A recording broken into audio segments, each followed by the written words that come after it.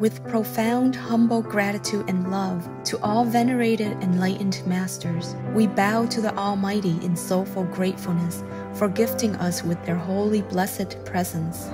May all beings be awakened by their divine grace. Part 1 of 4.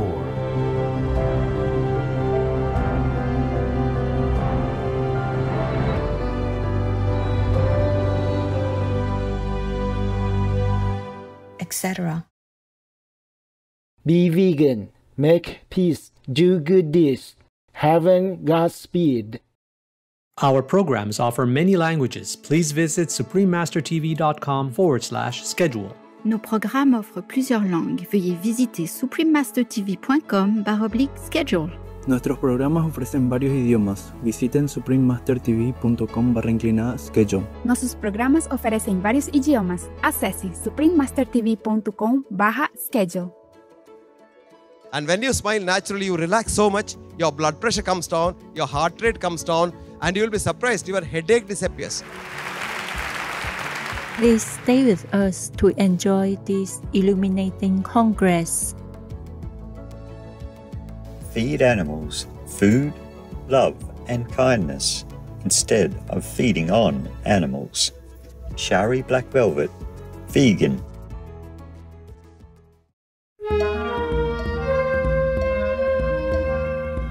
Today's program will be presented in English with subtitles in Arabic, Aulacese, also known as Vietnamese, Chinese, English, French, German, Hindi, Hungarian, Indonesian, Korean, Mongolian, Persian, Portuguese, Russian, Spanish, Thai, and Ukrainian or Uranian. Zozgal Menezes. This means welcome in Azerbaijani. I am Aysima. The caring Azerbaijanis wish for the world to be a kind and wonderful place for all of Earth's inhabitants. May world vegan, world peace soon become a reality.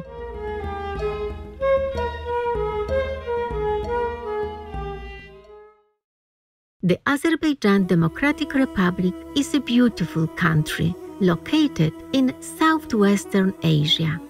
Rising in the north are the great Caucasus Mountains with their snow-capped peaks, alpine lakes, tundra, and forests. In the nation's center, the Kura River flows through the large lowland.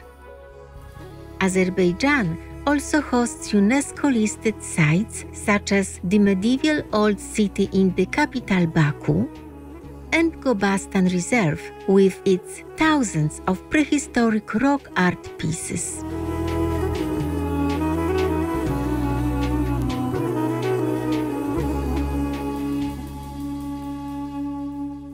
To preserve the environment, the government sponsors large-scale tree planting as well as the eco-corridors in the southern Caucasus region, a program that links protected land across Azerbaijan, Georgia, and Armenia.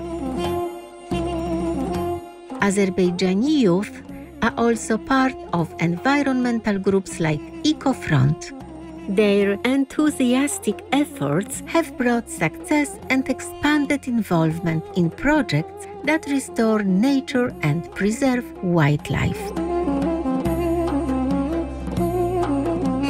Today's Azerbaijan is a harmonious blend of traditional culture and modern life. As both a democratic and secular Muslim country, its citizens proudly value their multiculturalism and tolerance for all beliefs.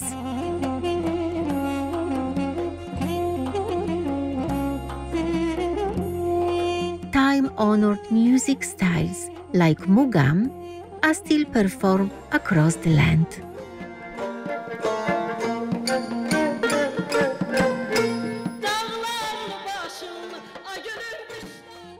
At the same time, The capital city, Baku, is graced with buildings like the Heydar Aliyev Cultural Center, whose curved design symbolizes the connection of past and present. In December 2010, the first ever Middle East Vegetarian Congress was held at the Dubai International Exhibition Center, with the public invited to engage in an interactive exploration of the plant-based lifestyle.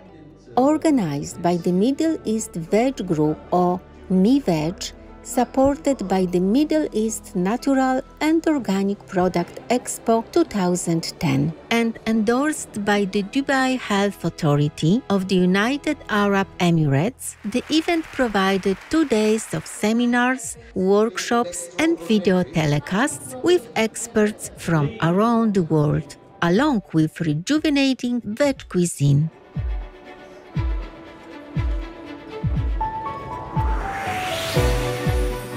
In addition, Supreme Master Ching Hai, vegan, was specially invited to speak via live video link on being a vegan and environmentally sustainable food choice, followed by a question and answer session with attendees, and the launch of the Arabic edition of the international best-selling book, The Birds in My Life, which was already sold out pre-launch. The Birds in My Life was printed by United Printing and Publishing, a subsidiary of Abu Dhabi Media Company, or ADMC, owned by the government of Abu Dhabi. Be veg, go green to save the planet, yo! We now invite you to join us for part 20 of the conference titled The First Middle East Vegetarian or MEVEG Congress, held in the city of Dubai in the United Arab Emirates on December 7, 2010, with Dr. B.M. Hegde, MD, vegetarian, who expounds on the benefits of smiling and how understanding the different stages of the mind can help us become healthier. Now, where is the mind? Mind is a single word in the English language. But in the mother of all languages, Sanskrit, there are 5 words for a mind.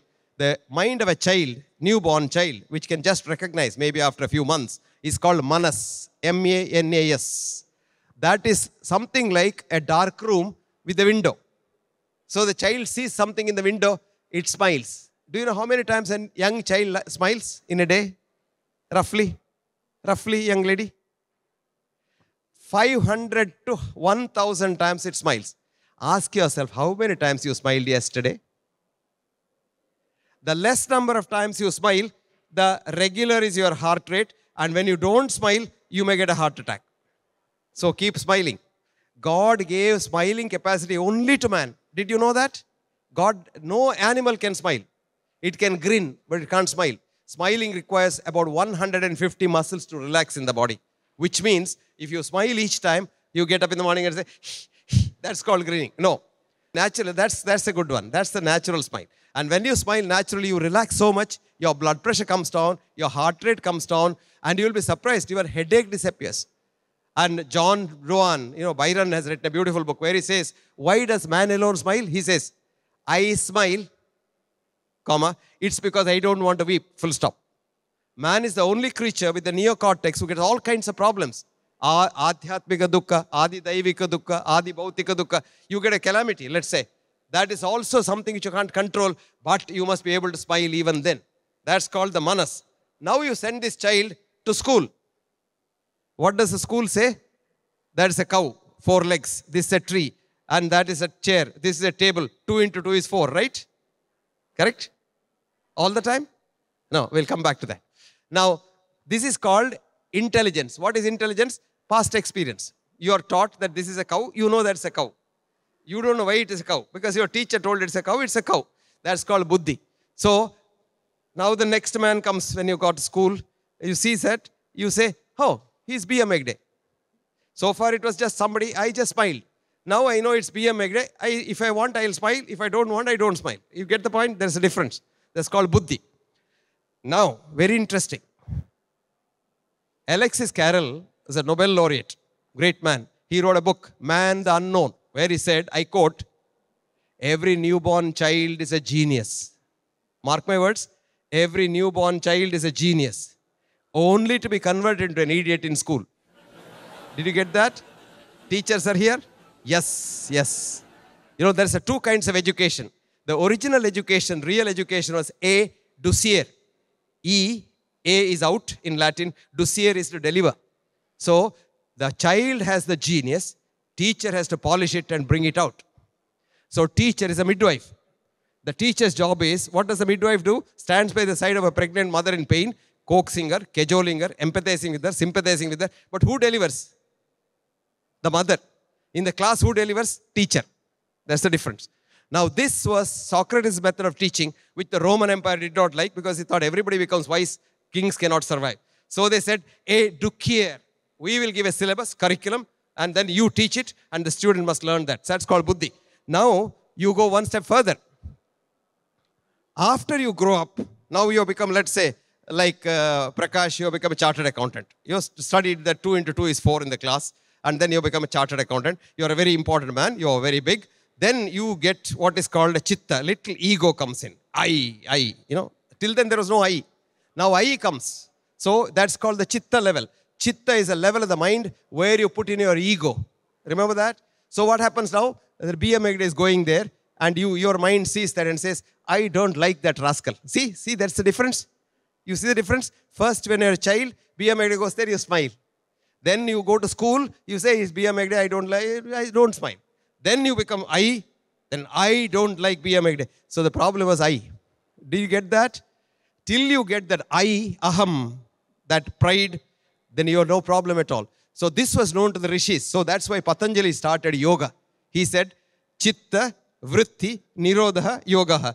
Chitta, vritti, undulations, nirodha. You stop it, you become a yogi. Yoga is not kusti, doing that in the morning. That's not yoga. Yoga is chitta, vritti, nirodha, yogaha. Asana is stiram, sukham, asanam. For constant ease, you get asana. Do you get that point? So you can still become a good yogi and become a good human being and be healthy. But what happens then? Supposing you say, I don't like BMEG. Then you can have little viveka, which says, okay, you don't like BMEG. Why are you bothered about him? Forget about him. This is what the Western thinking was. You know, when Roosevelt was the president, a lot of people hated him. But he was a nice man. He never did anything wrong. But people hated him and used to get worried about it. So one day when his daughter asked him, Dad, what do you do for that? He said, look, when I don't have anything to do with the person, he still hates me. I take a piece of paper, write his name on that, tear it into bits and throw it into the waste paper basket so that he goes away from my sphere of activity. That's called the next stage, which is called Purusha. That's the next level of the mind. So this is okay, but not the best. Then you can go further up into a higher level of mind, which is called Purusha, Shrestha, Ishvara. You come to the level of Ishvara. Ishvara in Sanskrit means one who is one with the surrounding. Whether, supposing somebody says, there's an earthquake, my house is gone. I say, okay, it was meant to be like that. Or somebody says, no, look, for your talk, somebody has offered you a big house in Dubai. Why don't you stay back? I don't get puffed up. Did you understand that? So you should neither get puffed up when you succeed, nor get depressed when you succeed. And what do you do at that time? BMEG is going there. Then you say, my God, it's already 10 o'clock. This fellow has come all the way from India. Whether he's had breakfast or not, I don't know. So I go out, invite him to my house, give him some breakfast. And that's the level of mind you reach. You're absolutely tranquil and you have no disease whatsoever. Now, medicine was pretty bad. Not only today, it was very bad. This was in 1823. This young man was a doctor and an MP. He thought, we hope there is a mental delusion. A little while ago, my friend was asking me, why is it that, bypass surgery is all very good. My father-in-law wanted to have bypass surgery. I was telling her, we are in a delusion, stage of delusion. That was in 1823. Do you know what he said? Medical world of today, 1823 I'm talking. He said, is like an abscess on the human body with a lot of pus. I'm going to start a new journal to really give the correct science. And I call this as the Lancet. A Lancet to cut the abscess. And that was the Lancet, which is now 185 years old and the most prestigious journal. This is what he said. Wakely saw much of the medical establishment fundamentally corrupt, tolerating both nepotism and incompetence in 1823. Thomas Wakeley saw his journal as a lancet to open that up. Now what has happened? Perhaps in a century's time, scientists will look back at today's research on cancer and say how horrible it was. And this is what Hilary Butler wrote in the British Medical Journal.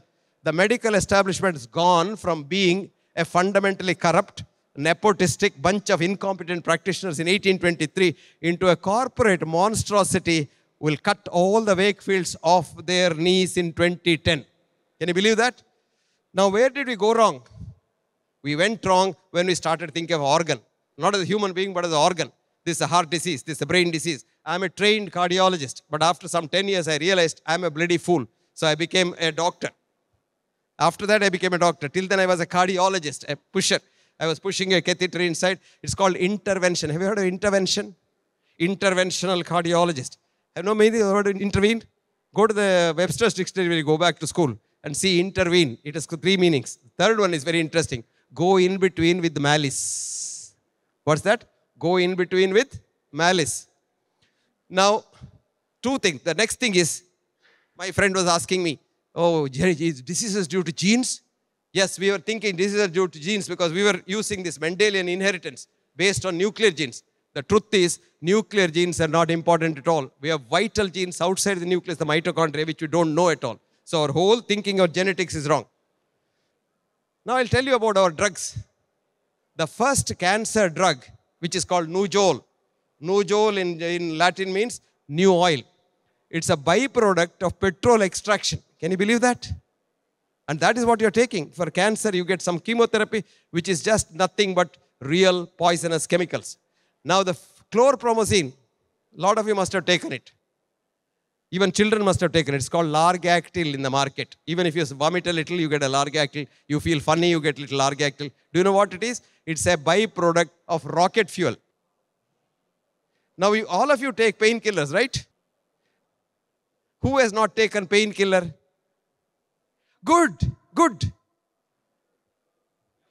good. Oh, I'm very happy. Very happy.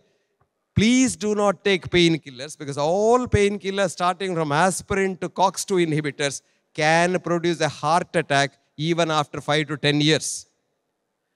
Diabetes, for example, drug-induced diabetes. Lot of people take drugs which produce diabetes. Lot of people take drugs to lower their blood pressure which causes cancer. Now you must read this book when you go home. You must read this book, Gary Null's book on death by medicine, or Starfield's work, or there's the last one. This is a beautiful book, Man the Unknown, Alexis Carrel Wilco books. Now, human body has a wonderful wisdom. The human body tells you when you are not well.